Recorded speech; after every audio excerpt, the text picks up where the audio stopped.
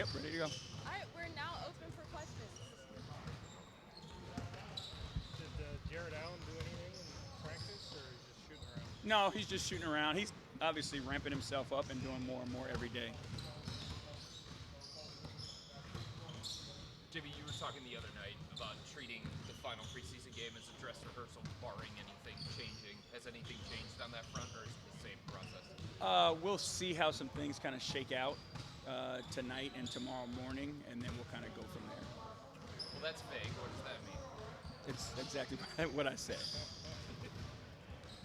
You did say for it to be the first 3 quarters for a dress rehearsal, you said it was right. What has to go wrong for I mean, things can go really right, and if we're doing things the right way and things look good and guys' wins feel the right way, then we can move on from that also. And then obviously, we don't like to discuss it, but if the worst happens, we always have room to adjust. Any more questions? Now that Dean's sorry. No, I was gonna get out of here, There you Coach go. G. Yeah, Sorry. You can. go for it. Now that we're a couple games in the preseason, impression that Dean Wade. I thought Dean's been really good. I think he's playing with a ton of confidence, and it's not just about the shot making. Like you look at Dean and he's doing other things. He's rebounding the ball at a high clip. He knows how to make an offense continue to move and keep ticking. So he makes everybody's job a little bit easier on that end of the floor also. And then defensively, he's got the ability to guard multiple positions, perimeter and big guys, and do the job. So I think he's done a really good job. You guys kind of came in Cleveland at the same time, 2019. How's it changed since you've been? I mean, we were here for a brief moment, and then obviously COVID happened halfway through our, first year here. So, the shutdown changed things. Wasn't a lot of traffic for a while. I feel like traffic is back now, making our way over here. But, there is a bounce to the city. And you look at, downtown area, the restaurants, kind of the scene that's there.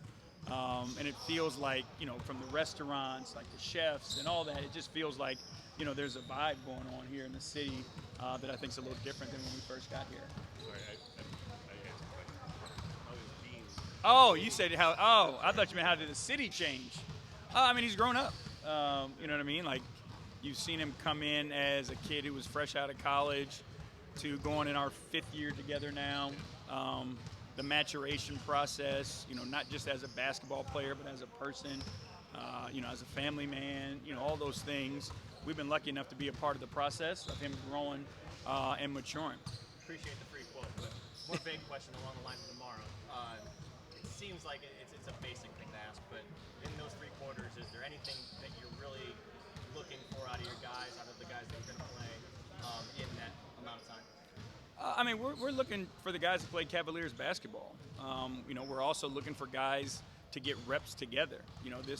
There are new pieces that are significant to what we're trying to do. So those pieces need to get reps against, an opponent who, has a defensive system or schemes that are different than ours. So how do we work, to create an advantage in those situations? So those are good. Conditioning aspect, you know what I mean? Like, game-like is what really matters, and it's hard to always emulate, in practices. So getting those game reps are important also.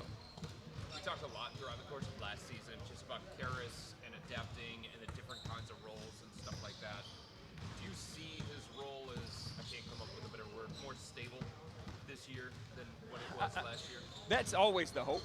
The hope is always to put people in positions where they can maintain, a comfortable, of what to expect. So that is our hope. But again, last year the roles differed basically because of what was happening to his teammates. And he would step in, he would take a step back, just depending on what was going on with the team. And for me, that's a luxury. Again, I think he has the ability to do it.